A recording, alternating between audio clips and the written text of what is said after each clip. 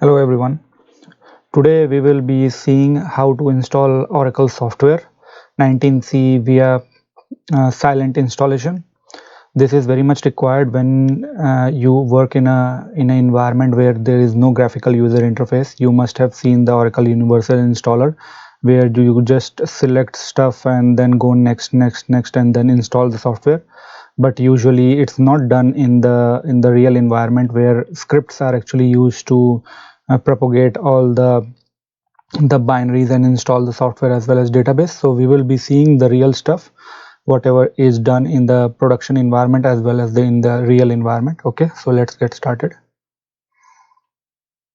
So I will be going through the steps. These are the overall steps which we will be covering.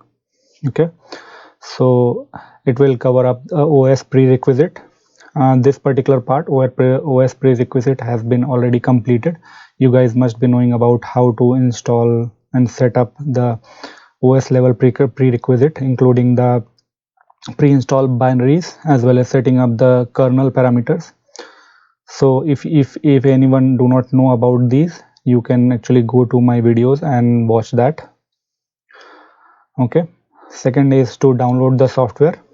Okay, I will be using 19.3, that is 19C software, and I will be transferring it to the Oracle DB Home. Okay, I will be unzipping the software.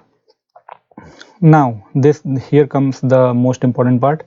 We will need to actually use the response file with the extension RSP and open it up with VI editor, edit some specific parameters, and then move on and install.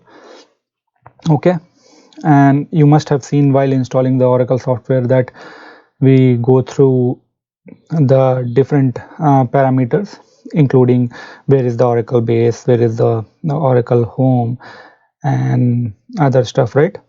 Who will own the directory and who will be the secondary group for what. Okay, so those things.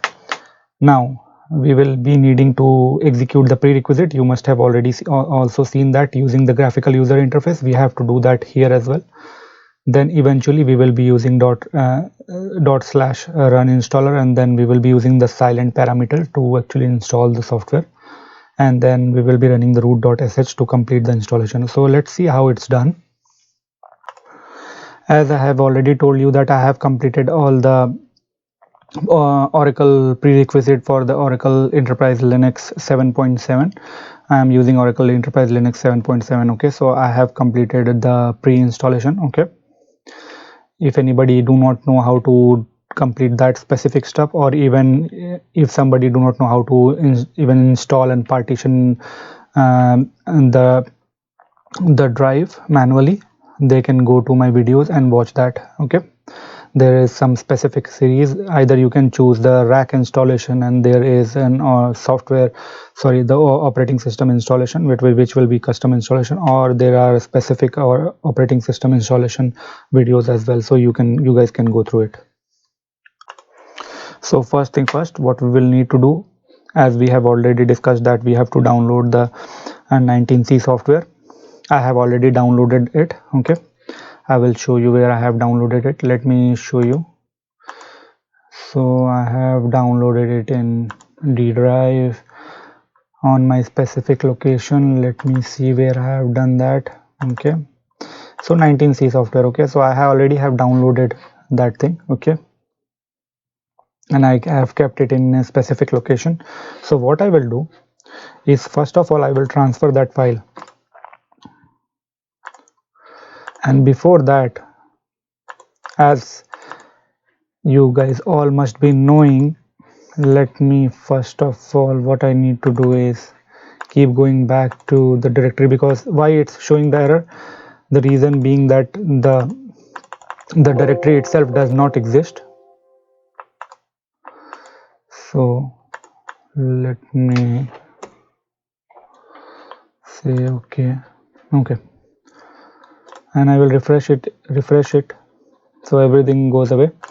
So the first part is, because this is 19C, we need to make sure to create the Oracle home, okay, prior to installing anything. Okay, because the thing is that when you unzip the Oracle software, it will be unzipped into the multiple files.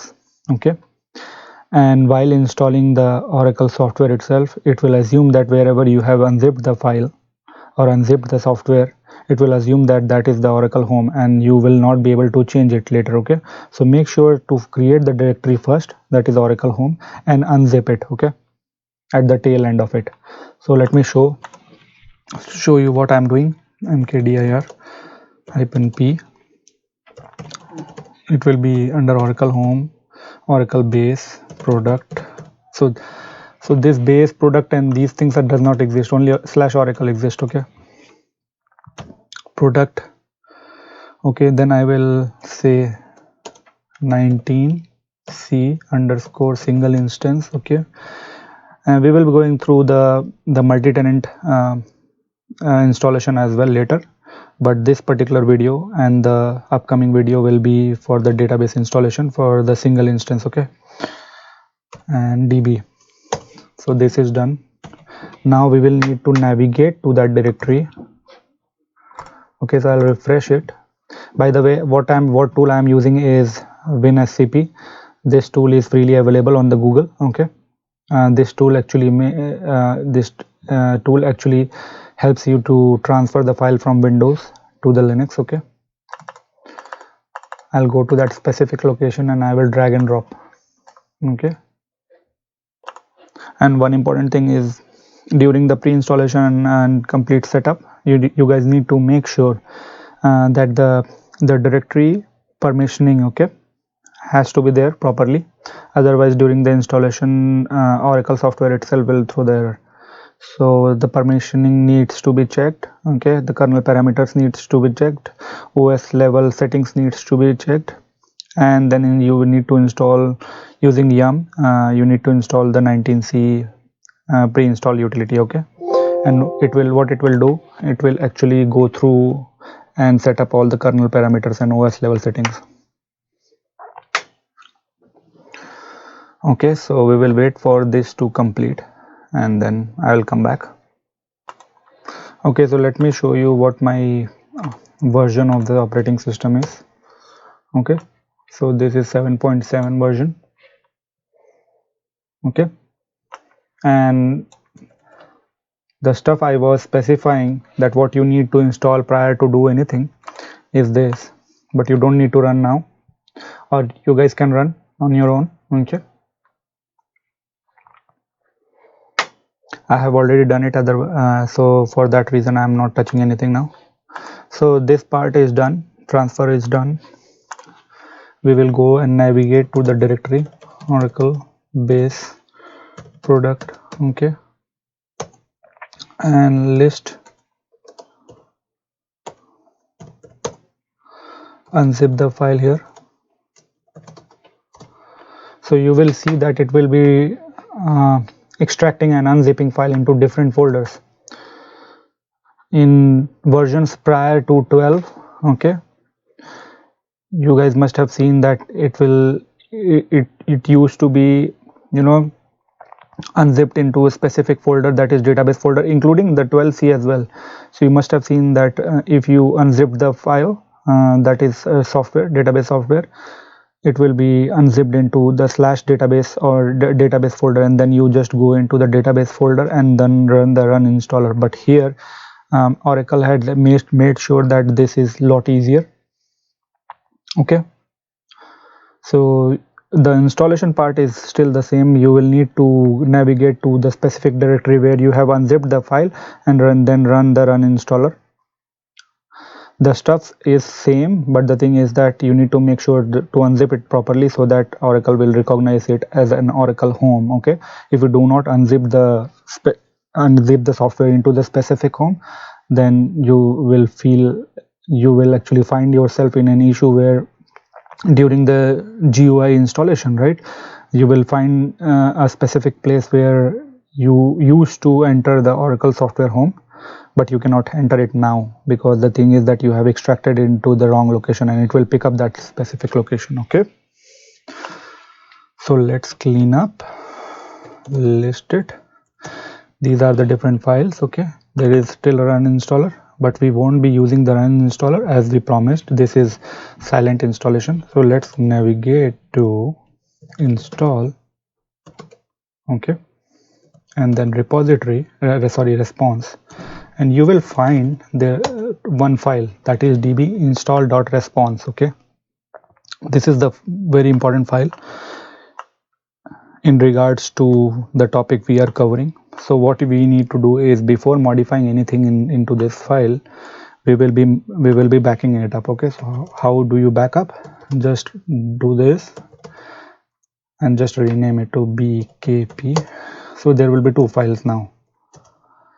Okay, let's vi to the file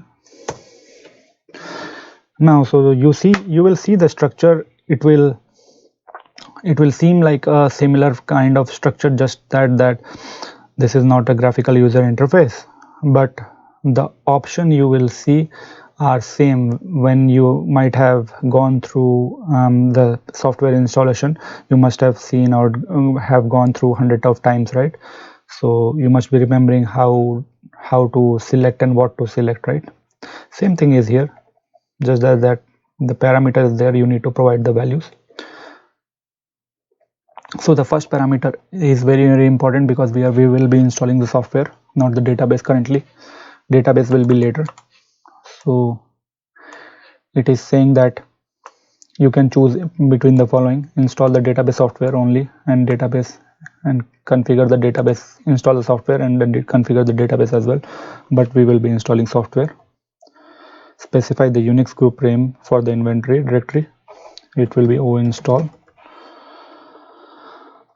Okay, inventory location for me is /oracle/o ora inventory. Okay, Oracle home, I will need to find it out. Okay, cd/oracle base product. So this is my directory, so I'll copy and paste here. Oracle base will be /oracle/base.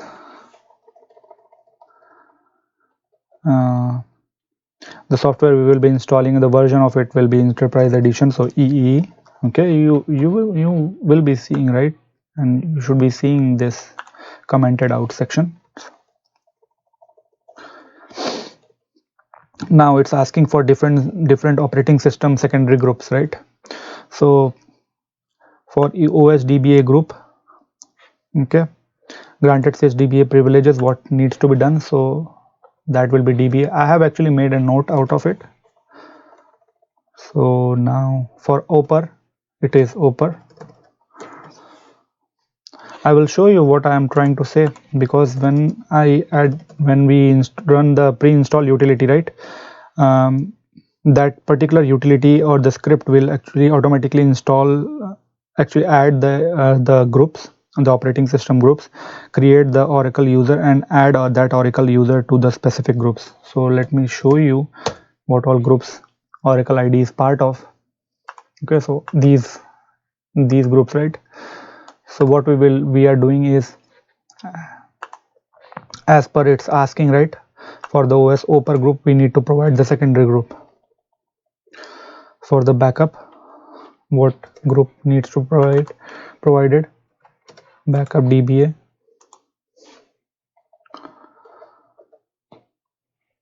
For DGDBA, that is DGDBA. okay, these group must exist, and these will be existing if you use the tool, right,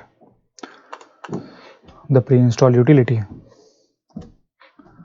For KMDBA, that is KMDBA, this is completely and this is operating system specific. Okay,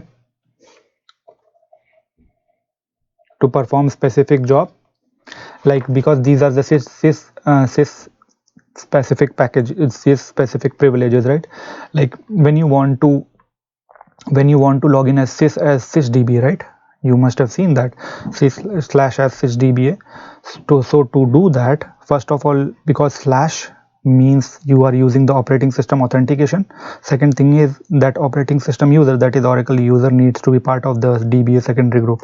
Same thing as sys or SQL plus slash as sysoper. When you want to use this privilege, then this Oracle user must be part of this secondary group. That's the thing, it goes like. So now it's asking for the password for the root script, right? But we will be running the root script manually, so we will say false. I don't think we need anything more because the operating system specific stuff has been completed. Sorry, the software installation specific, all these are the database installation specific stuff. Same thing, right? Container database, okay, pluggable database, the character set, and all these things. So we don't need to do anything on these, just leave it blank. Okay, just wq, save and quit. Okay, this is done. Now we will need to go back, run installer, just a second.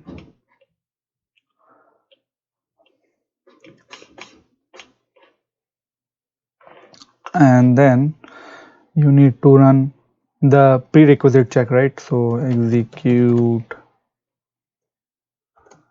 prereqs,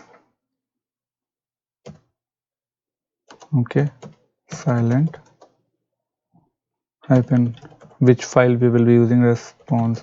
So currently we are not installing it, we are just running the prerequisite check. Response file will be sitting under Oracle base db install response, run it.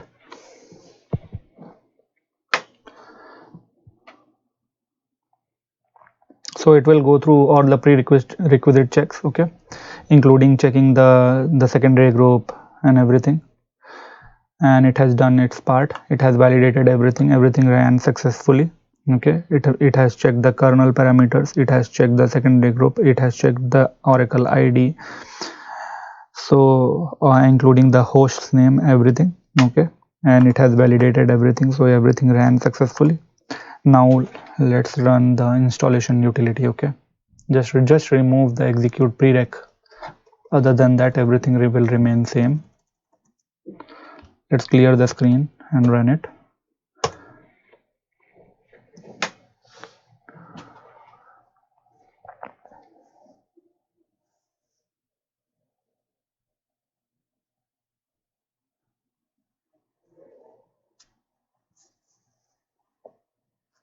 Okay, it's going through the installation.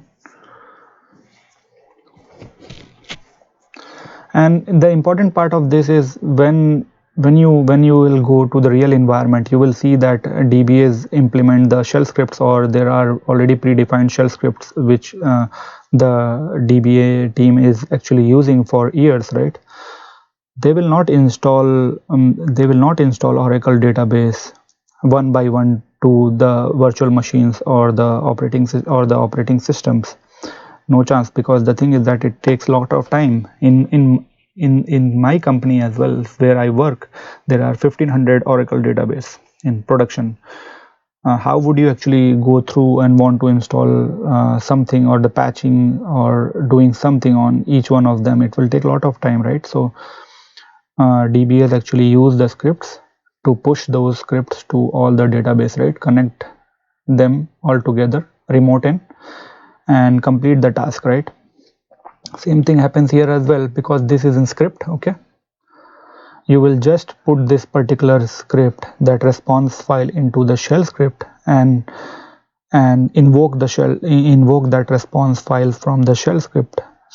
What it will do, you have a bare minimum operating system already available. Okay, and the shell script will go in, set up the password for the Oracle. It will create the groups, add groups to the Oracle ID, and perform all the prerequisites. Okay, OS level prerequisites. Okay, then it will run the response file and install all the specific stuff. Okay, so there is no manual stuff goes on in the real environment. So you need to make sure that this particular tool needs to be learned very much. Okay, let's run the root.sh or inst root.sh, and there are two files needs to be run. Okay, that is done, and this one has to be run as well.